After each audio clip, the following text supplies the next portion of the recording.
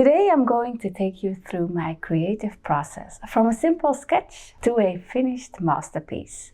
Let's dive right in. First things first, I prepare all my materials. This usually means gathering some water, brushes and a piece of paper.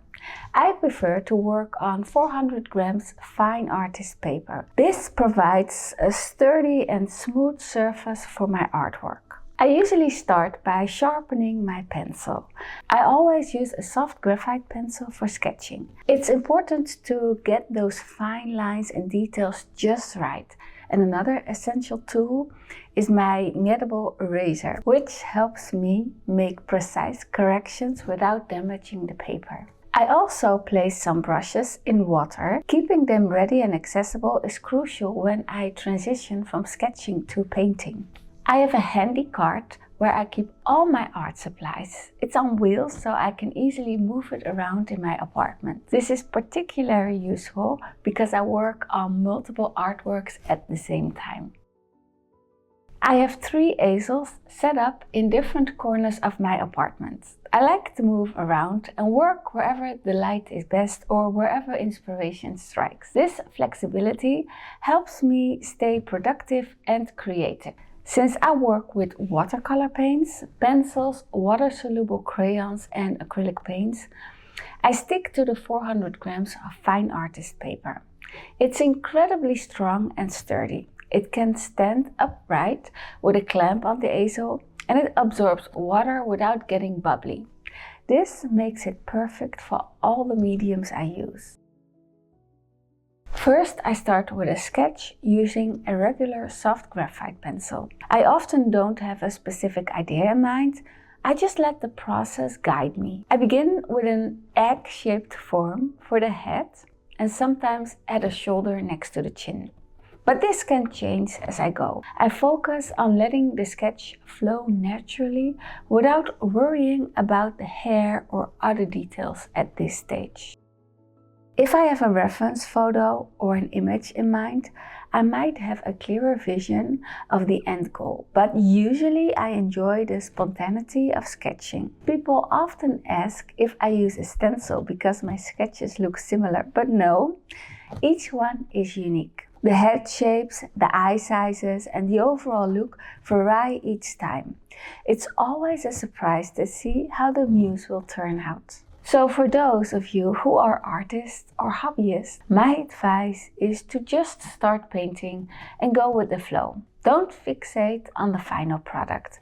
Use a guideline if you need to, but allow yourself the freedom to be in the moment. The joy of sketching and painting lies in finding that meditative flow state. It's about being present, guiding the process and not stressing about the outcome. So once my sketch feels ready, I move on to the next step, working with water-soluble crayons. I make a little puddle on the palette and these crayons partially dissolve and stick to the palette, so I add water with my brushes and scrape off a bit of the crayon to create a muddle puddle of color, usually starting with the skin tones. Then I begin painting.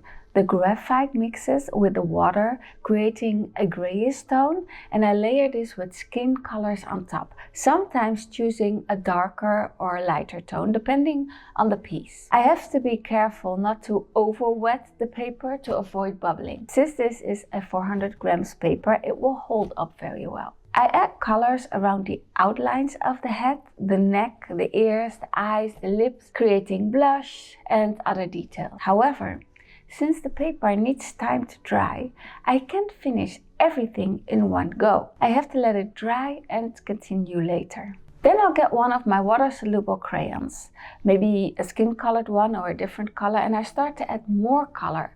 First, I use the crayons as watercolor paint, and now I use them to draw. This gives a more intense color and it gives a different structure. The lines are stronger and it gives edgier textures. I continue adding color to the face, filling in the iris with shades like blue, green or gray or maybe brown, and I intensify the lip color. With the blacks, I draw the lashes and I'm using the crayons for this. After this, I wet my brush again and I blend in the sketched lines made with the crayons. This creates a nice blurry effect, but I don't blur everything out completely. I work in layers, so sometimes I'm blending to soften the lines and sometimes I leave them as they are, depending on how I feel in the moment. I then start to mix some acrylic paints in skin colors. I add this on top of the existing layers of water-soluble crayons and sketched crayons. I mix the acrylic paint with water so it's really transparent and I fill in the skin color all over. I add blush to the cheeks, white to the eyes, black to the lashes and pink to the lips. I also do the hair and other details that need more coverage. I also did the hair with the water soluble crayons, but I will add acrylics on top of that. Each step I add more acrylic paint to achieve better coverage. During this I also go back using the crayons. Once the acrylic paint has dried, which happens very quickly, I use the crayons again, especially for the lashes, to create a nice structure and layer. Sometimes I make mistakes and I cover them up with acrylic paint. I wait for it to dry and then I add another layer if needed to fully cover the mistakes. Often I also let it go and I continue adding different layers, thinner layers, thicker layers. It all depends on the flow. I let it dry several times, which is why I work on multiple artworks simultaneously.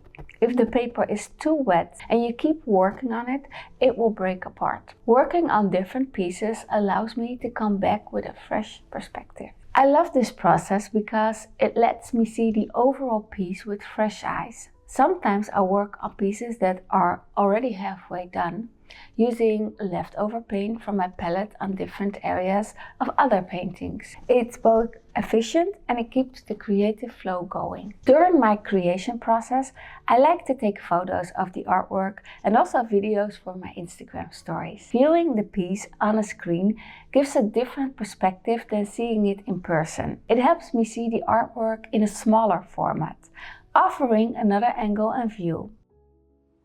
Once I finish the painting, I add a protective fixative. This is essential for the crayons, ensuring they are properly sealed. I also place my signature and the date on front of the artwork. On the back, I place a certificate of authenticity and I also write the name and signature again.